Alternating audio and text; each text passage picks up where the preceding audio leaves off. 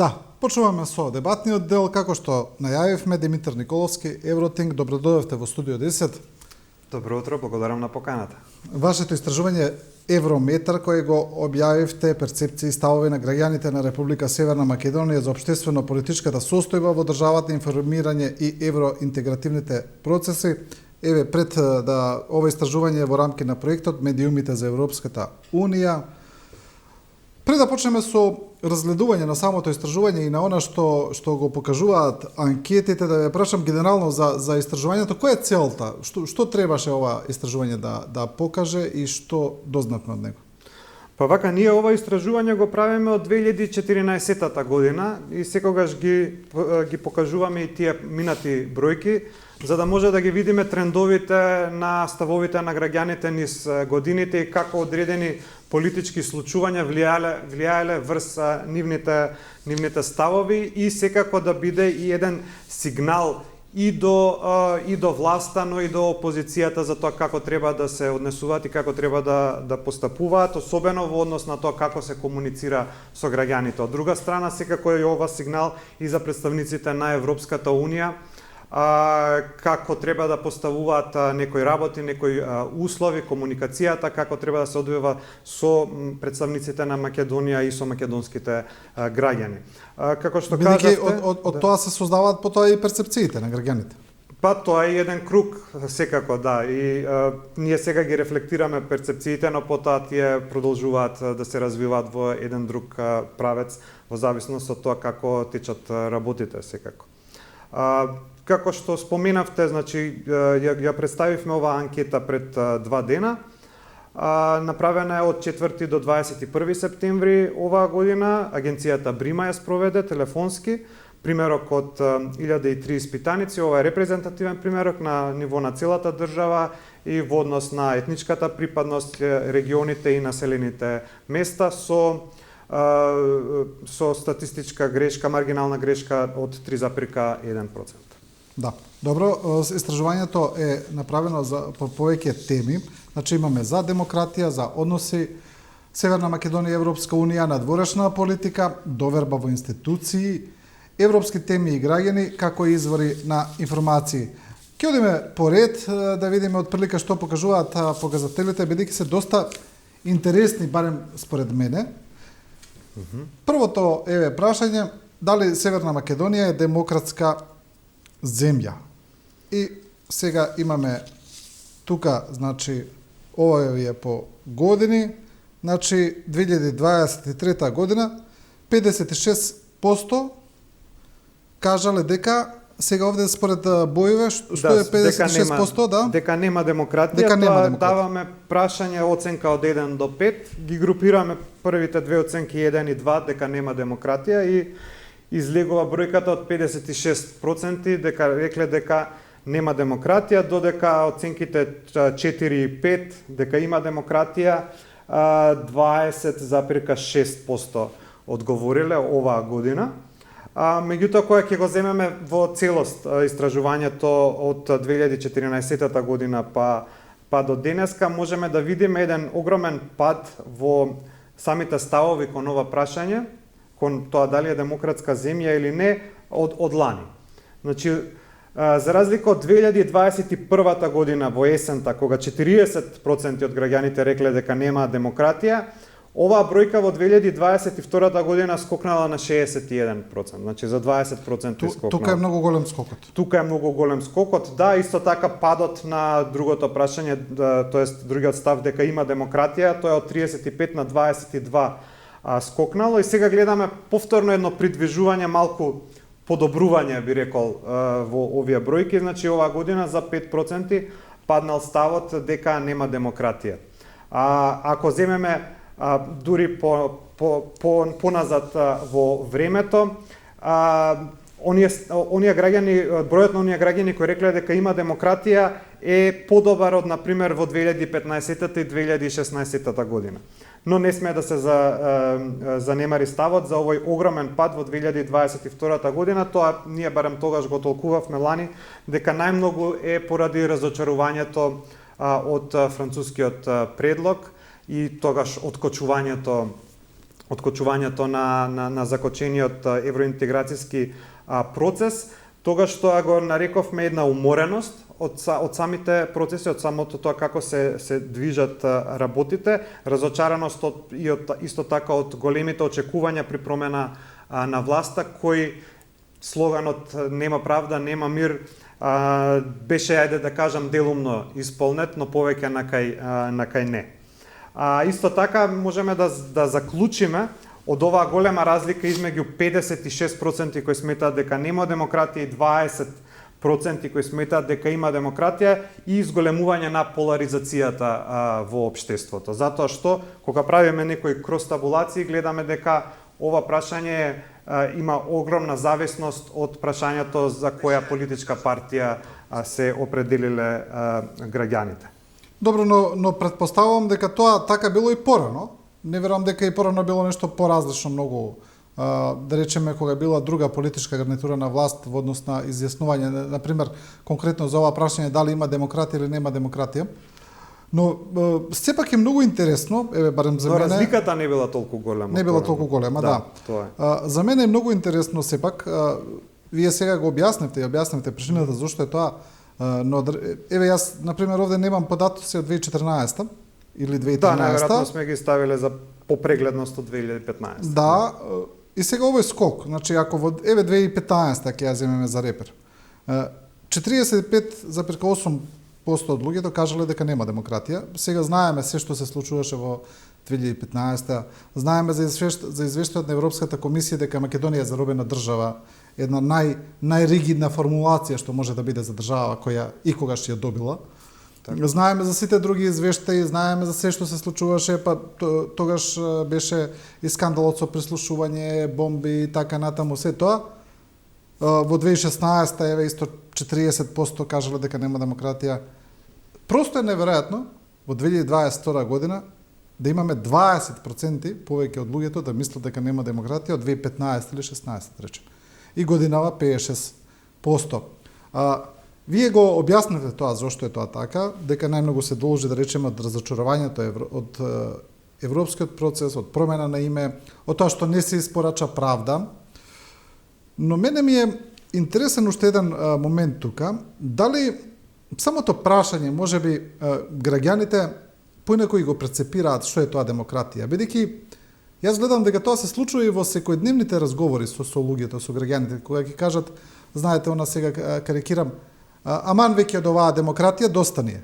Дали луѓето баш го сваќаат прашањево што значи всушност демократска земја и демократија? Дали можеби и некои други работи мешаат во ова прашање кои баш не се поврзани со прашањето дали Македонија е демократска земја или не? Бидејќи на пример еве да појаснам, кога ќе кажете евроинтегративниот процес,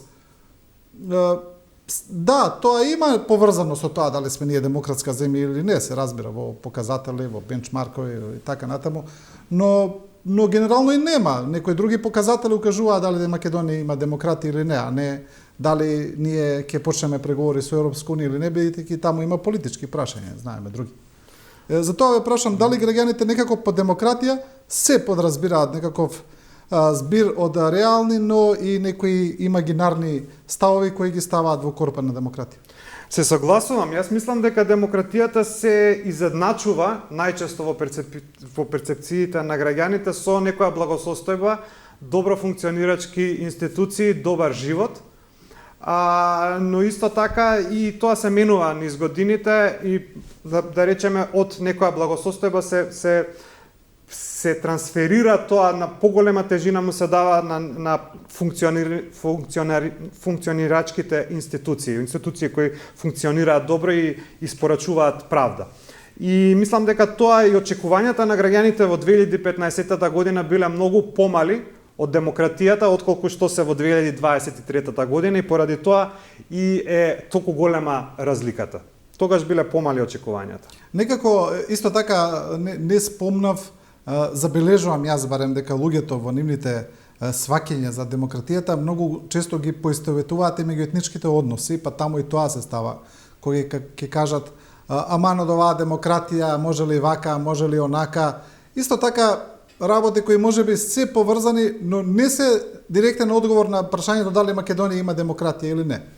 Да, се согласувам, затоа што секако во разговор со граѓаните, како кажувате, се мисли, се кажува некогаш и премногу од оваа демократија, премногу им се дава права на овие групи, на оние групи, без разлика дали се тоа сексуални малцинства, етнички, религиозни и така натаму.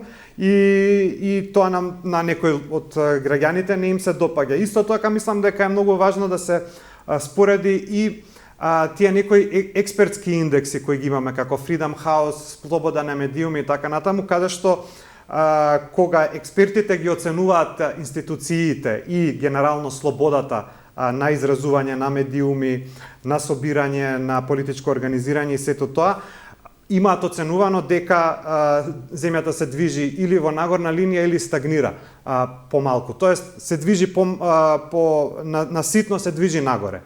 Додека ова не се гледа тука во перцепциите на граѓаните. Така да има и тука некоја разлика помеѓу експертите и помеѓу тоа како граѓаните гледаат. Да. Добро, одиме следно, исто така многу интересни одговори, ајде да речеме, генерално во каква насока се движат работите во Северна Македонија. Значи, 54,4% одговориле целосно погрешна насока. Значи, повеќе од половина од граѓаните, потоа имаме 8,3 во погрешна, 20,7 нивамо ни таму. Нивамо ни таму. Да. И после од 3% натаму оди во позитива, да речеме, но тоа е многу мал процент, а во многу добра одговориле само 12,6%. Значи, ова може слободно да се каже дека огромен дел од граѓаните, 70% и повеќе мислат, не повеќе од 70%. 72%. Овие 8,3 ако ги земеме и овие 20,7. Да, тие заедно кога 1 и 2 Да. Значи 2/3 од граѓаните мислат дека државава се движи во погрешна насока. Да, што е повторно некоја подобрување би рекол од лани. Лани овие кои рекле дека целосно погрешна насока, тоест под 1 дале 53, а под 2 дале 19. Така да има тука некое намалување, би рекол, подобрување во однос на таа перцепција.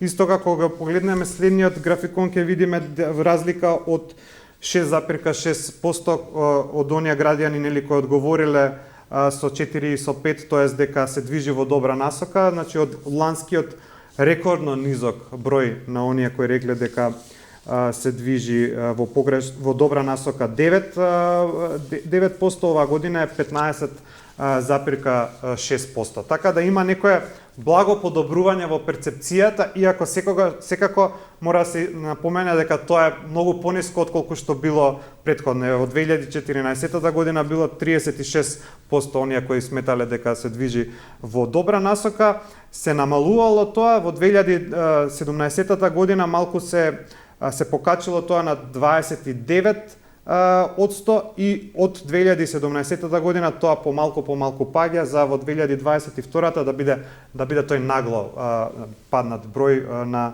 9%. Значи имаме генерално еден тренд, линијата е вака, надолна е линијата, значи од да речеме од 2015 да речеме, кога почнува наглиот пат и од тогаш веќе одиме цело време надолу. Така е, да, јас тоа би го објаснил, значи повторно со промена на името, сите тие компромиси кои сме ги имале, а кои што се уште евроинтеграцијските процеси се на некој начин заглавени со некои нови услови кои ги добивме и огромните очекувања кои ги имавме со промена на власта во 2017 година. Да, и сега особено е интересен падот кој го спомнувате во 2022 каде што имаме најнизок процент на одговор дали работите се движат во добра насока. 2022 е всушност блокадата од Бугарија. Тогаш се случува, тогаш се ефектуира, да речеме. Се ефектуира францускиот предлог. Францускиот предлог, да. Значи целата работа дожива кулминација, ајде да речеме на некој начин. Так. И тогаш гледаме дека имаме најголем пат на доверба и веројатно тоа е причината тука за 2022 година. Да, јас така дефинитивно така го оценувам. Имавме големи протести тогаш во текот на јуни 2022 година. Ова беше правена исто, мислам дека во септември или октомври ова анкета лани. Така да се уште беа свежи тој горки вкус, би рекол, во устата на граѓаните од тоа што се случуваше.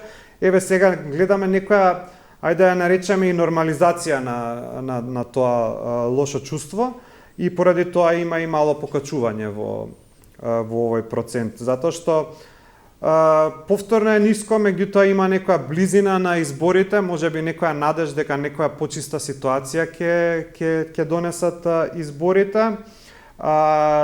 Исто така има доста ветувања дека ќе се откачи процесот со промена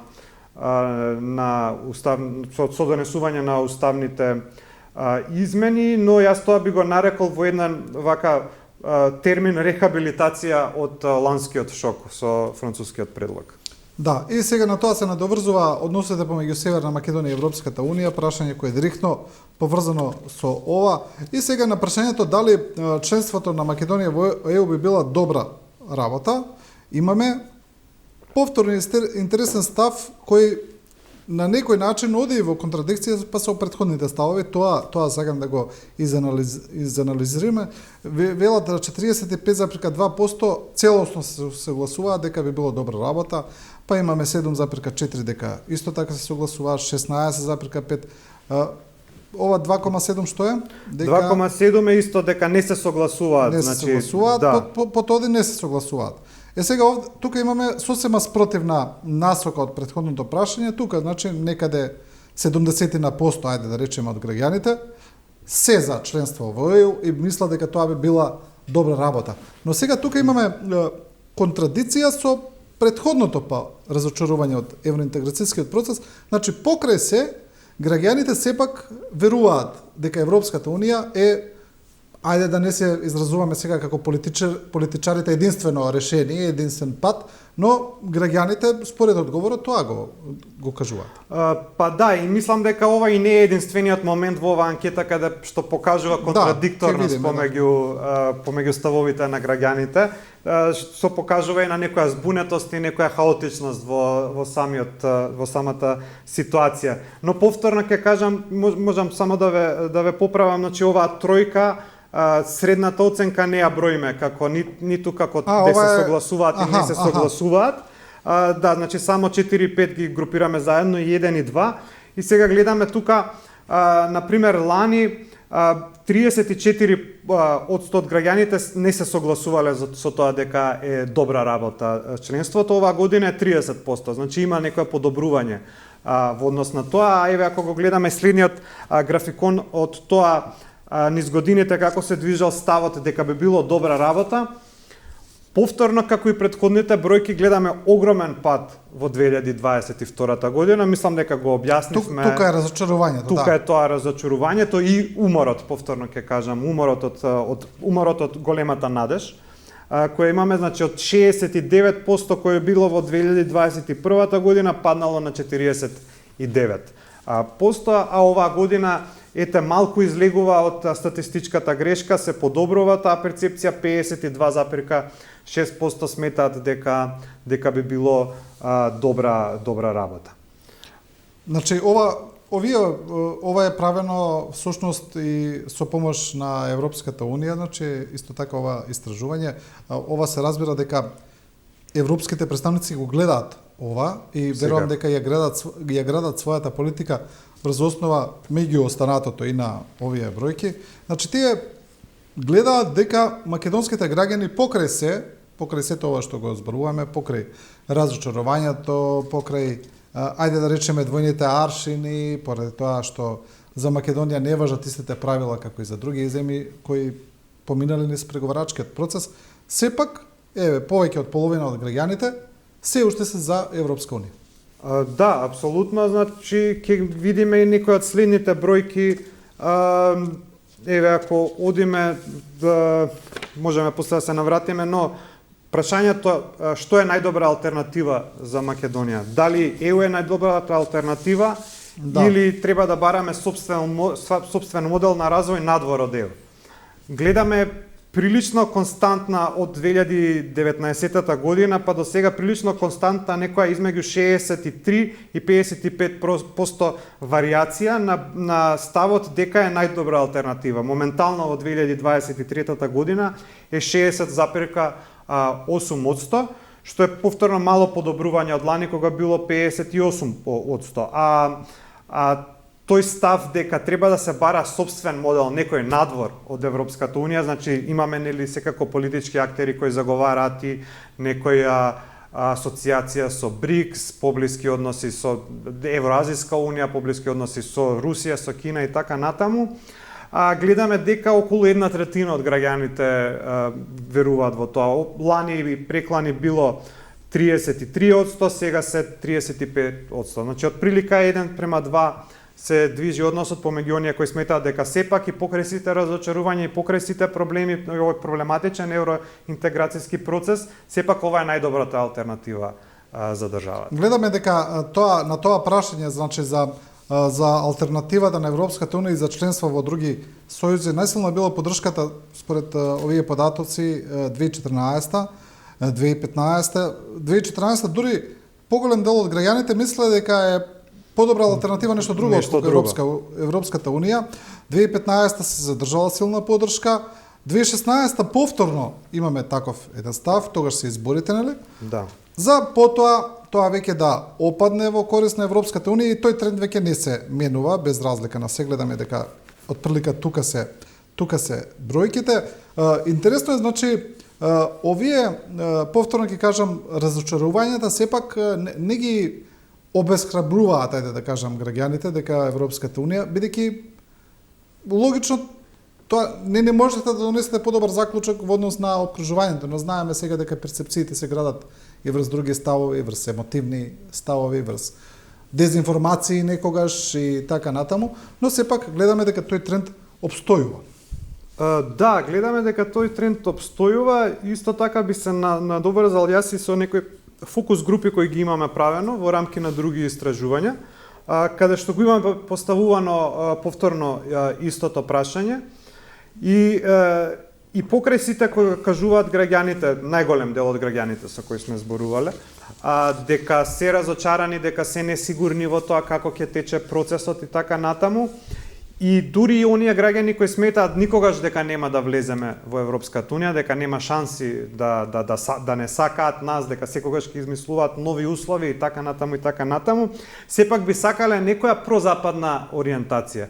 Значи некаков асоцијативен статус како Норвешка, како Швајцарија, например, или некои поблиски односи со Соединетите Американски држави, значи Европска економска заедница се спомнува исто. Да, така, да. Значи, меѓутоа секогаш тоа влечело на запад, а додека овие другите граѓани кои заговараат некои други модели, билете според бројките кажуваат околу 1/3, во нашите фокус групи не биле ниту толку доминантни. Значи, тоа што го кажуваат политичките партии најчесто, барем мејнстрим политичките партии за време на кампањите, кажуваат дека се за Европската Унија, за евроатлантски интеграции, нели, влеговме во НАТО. Тоа преовладува и кај граѓаните, тоа се рефлектира и кај граѓаните. Значи, политичките партии сепак, доколку го следат мејнстримот на јавното мислење, сега ве прашувам повеќе во контекст на политичка стратегија, не на друго. Значи, сепак би било, да речеме, ако бирате политичка стратегија, би било најумно сепак да се држите се уште за НАТО и ЕУ, бидејќи перцепциите на граѓаните се тие, се уште. Да, значи има разлика помеѓу тоа како граѓаните гледаат како некој идеален, ајде ќе го наречам идеален модел или некој модел, некој трасиран пат за развој на државата и економски развој на државата, но и демократски и институционален развој, а тоа сепак е влечена кај Европската Унија за разлика од нешто друго. Меѓутоа ја гледаме пак таа некоја какафонија дека од една страна има разочарување, не сме демократска држава, во лош правец се движиме, од друга страна дека сепак најдобро за нас е Европската унија и сега тука мора да се избере помеѓу тие две. На кој импулс би делувале политичките стратегии? Дали сепак би рекол дека тие разочарувања се го спомнавте вие и претходно емоции, некоја импулсивност кај граѓаните, а додека ова покажува една постабилна ориентација кон Европската унија. Сега кога би јас би препорачувал и сега кога доаѓам од Евротин, кога би препорачувал на политичките партии дека не треба да бидат водени од тоа разочарување и тие негативни ставови кои ги имаат граѓаните во моментот, но она што покажува некој континуитет, тоа е повторно прозападната ориентација. Добро, имаме тука и не треба значи да не бидеме искрени да кажеме дека тука постои прагматичност кај граѓаните, веројатно бидејќи како што постои прагматичност кај сите и кај останатите земји, да речеме, и кај политичките партии, граѓаните се прагматични и едноставно гледаат каде тоа функционира, каде одат нивните деца, каде ги школуваат, каде одат да работат, каде се нивните роднини. Гледаат дека никој не ги праќа децата да школуваат во Русија, во Кина, во Иран, можеби во Бразил или во Индија, туку сепак ги праќаат на Запад и сепак ја бираат тука прагматичноста помеѓу некои други моменти, да речем. Апсолутно, исто така и кога ќе го погледнеме прашањето што за вас представува Европската унија, тоа е малку порано од ова што сега го разговаравме. Доминантно е тој економскиот фактор.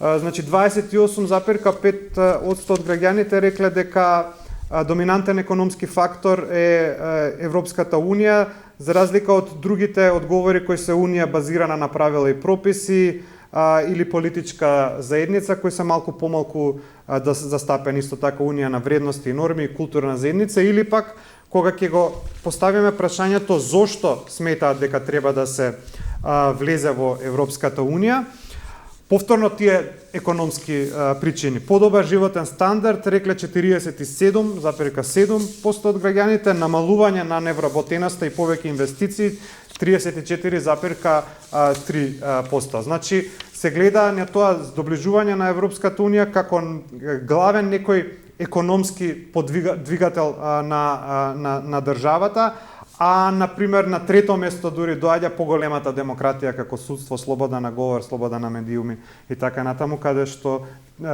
околу 1/3, помалку од 1/3 на граѓаните се определиле за тоа како доминантна причина зошто поддршка во ја.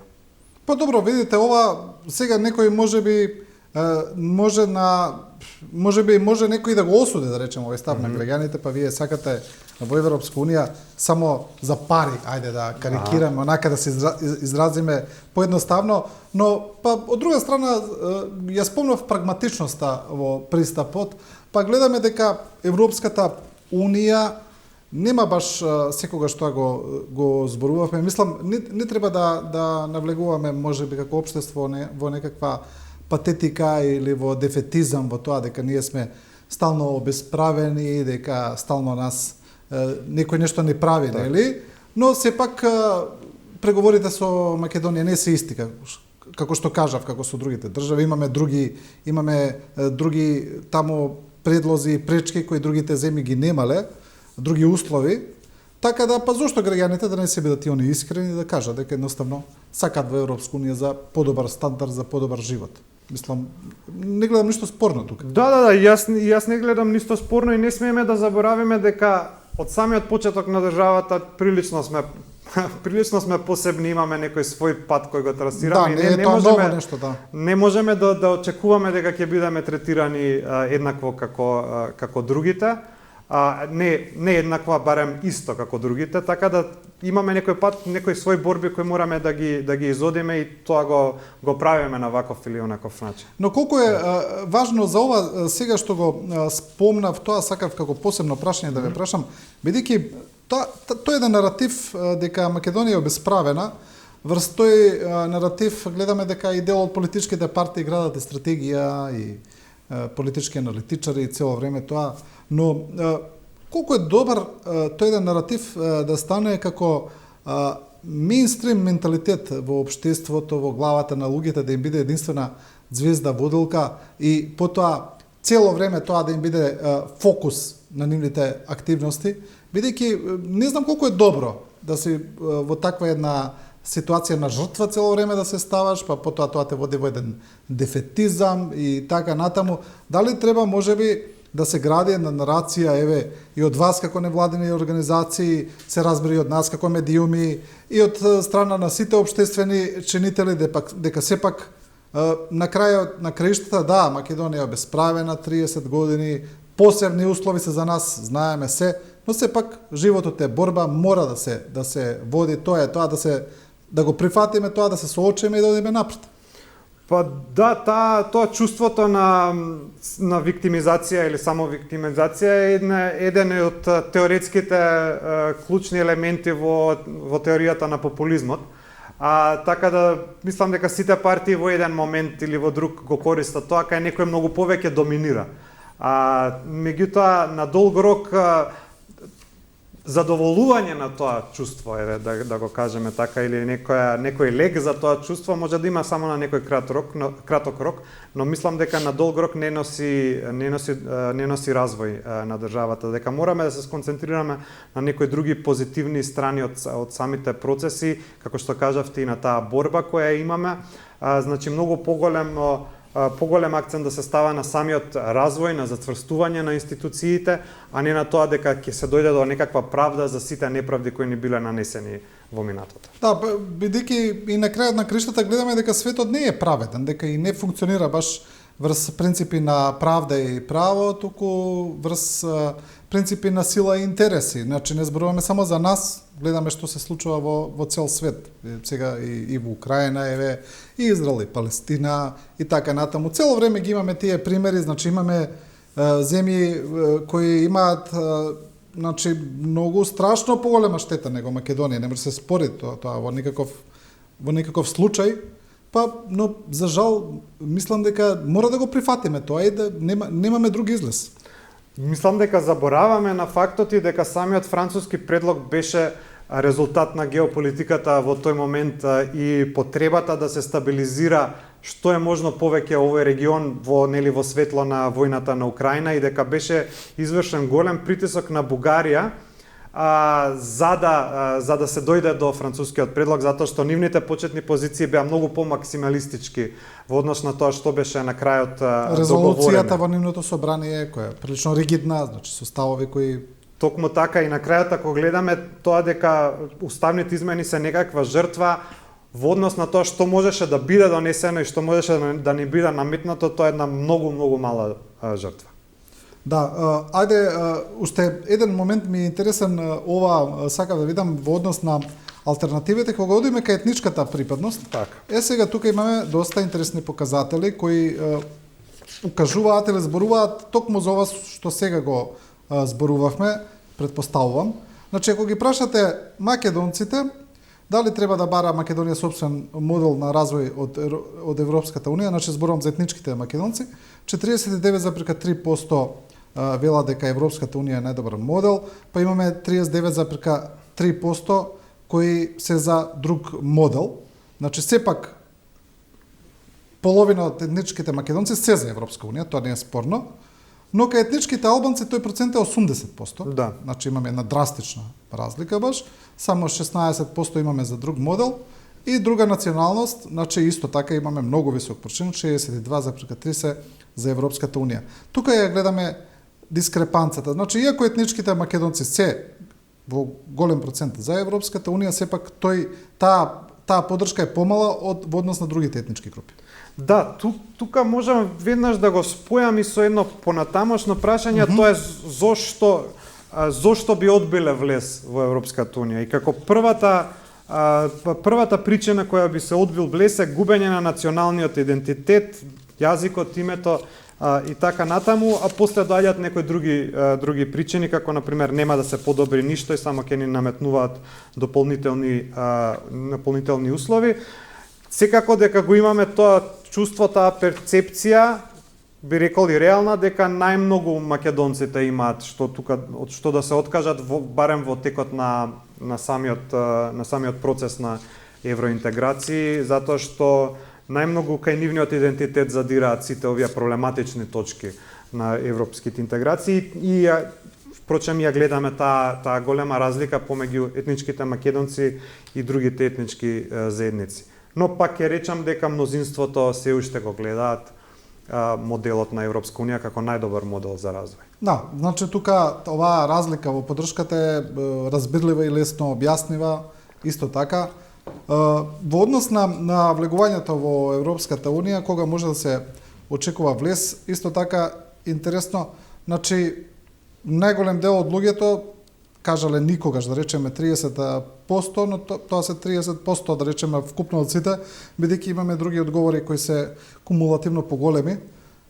Да речеме во наредните 5 години 10%, од 5 до 9 12, од 10 до 14 17, од 15 25 15, повеќе од 26 години 9. Значи тука може да се види дека во поглед на брзината на евроинтеграциите или ајде да речеме и да почнеме преговори во брзината на преговори, дека граѓаните не се нешто баш оптимисти.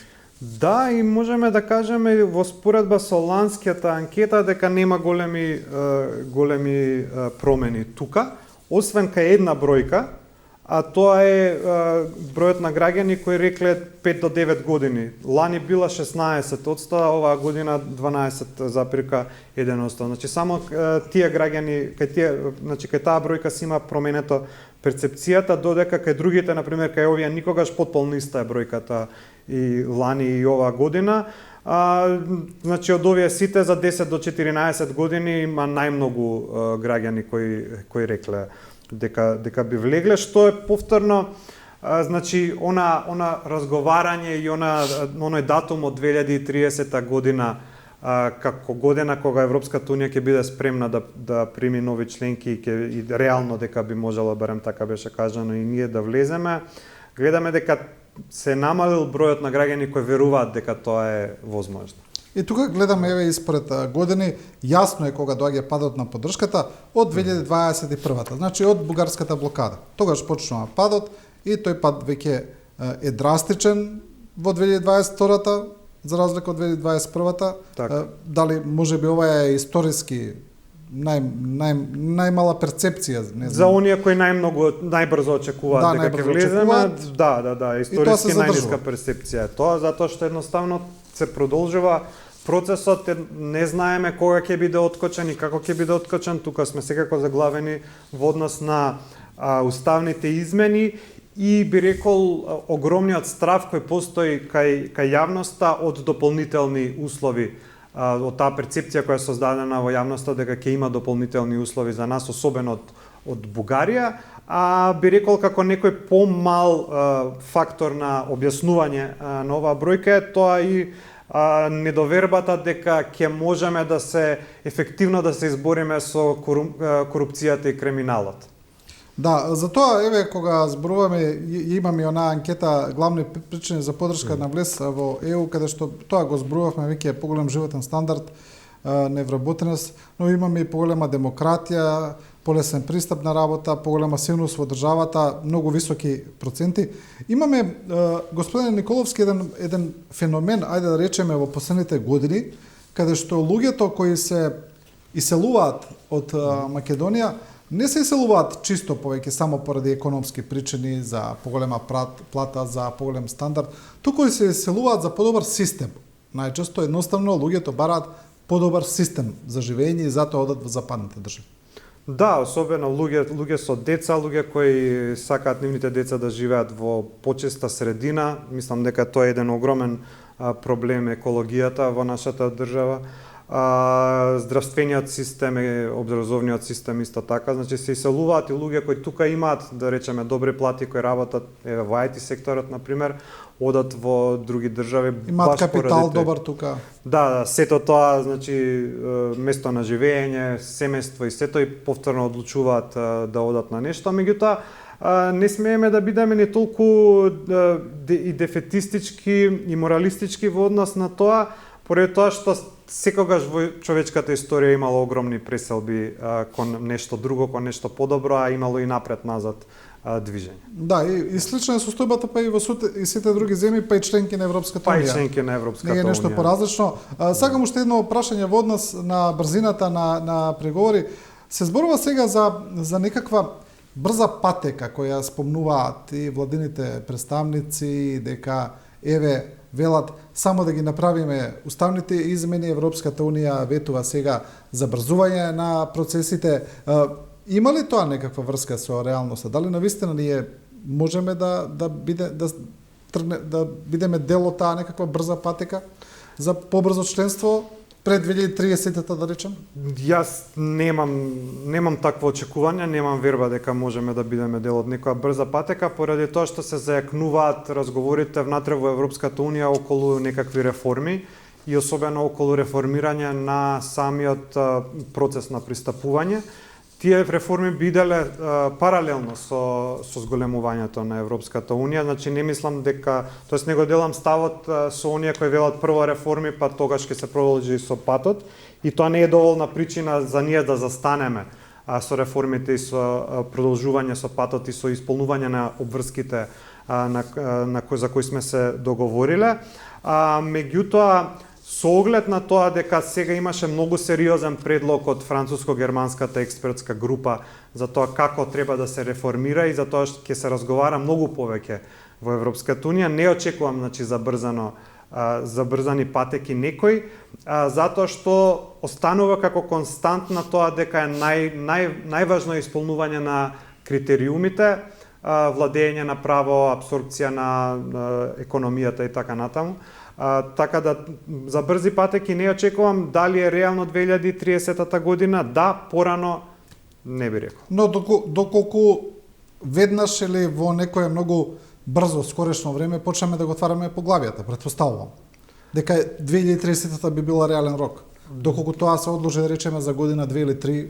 Со оглед на тоа што се треба да се исполни, значи со отворање на поглавјата и во најбрз рок отворање на поглавјата и во во најидеални услови, повторно мислам дека има премногу работа да се заврши со усвојување на европското право и со правење на сите реформи за да може тоа побрзо да се заврши. Да.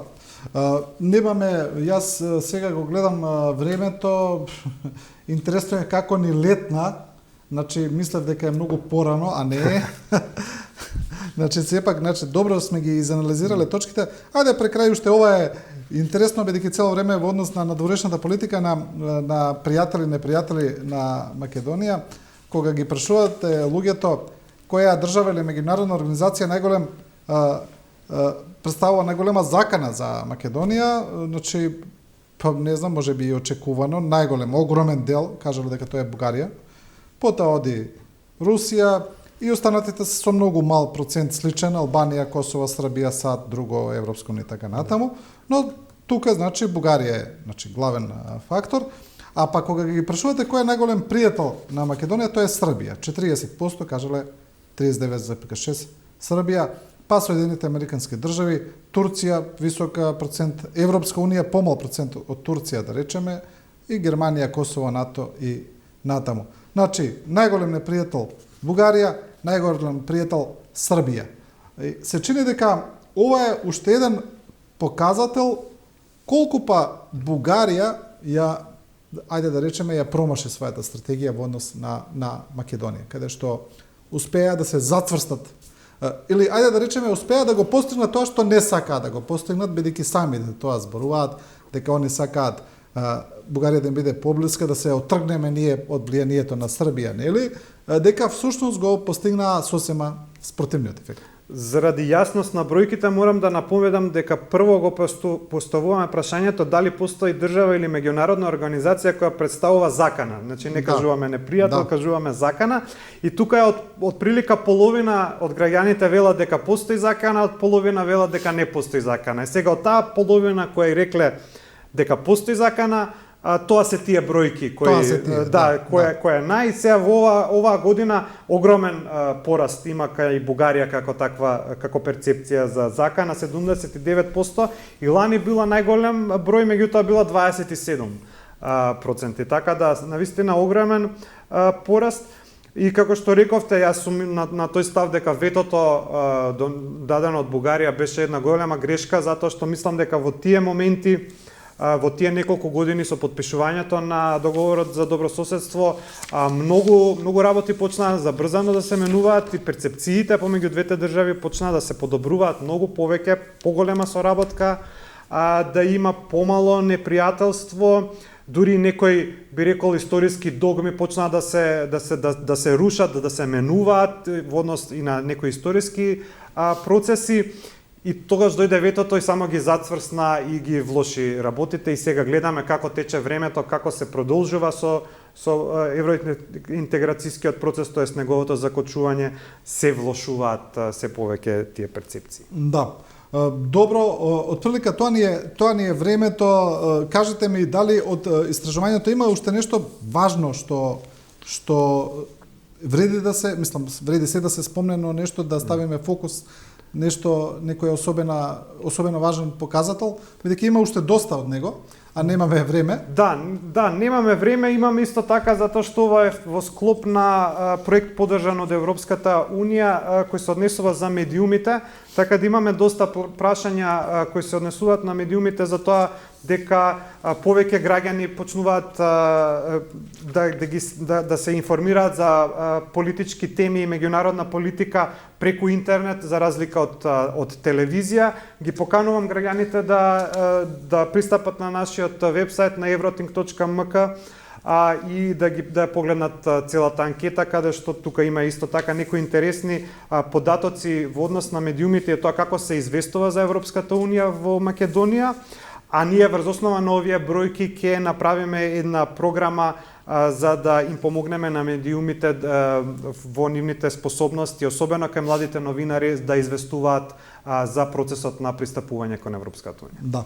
Добро, ете повика до граѓаните, нека отворат на вебсајтот на Евроthink, нека видат. Ви благодарам, господин Николовски, уште еднаш до некое следно видување ќе направиме повторно пресек на тоа што се случува на овој план. Ви благодарам и на вас.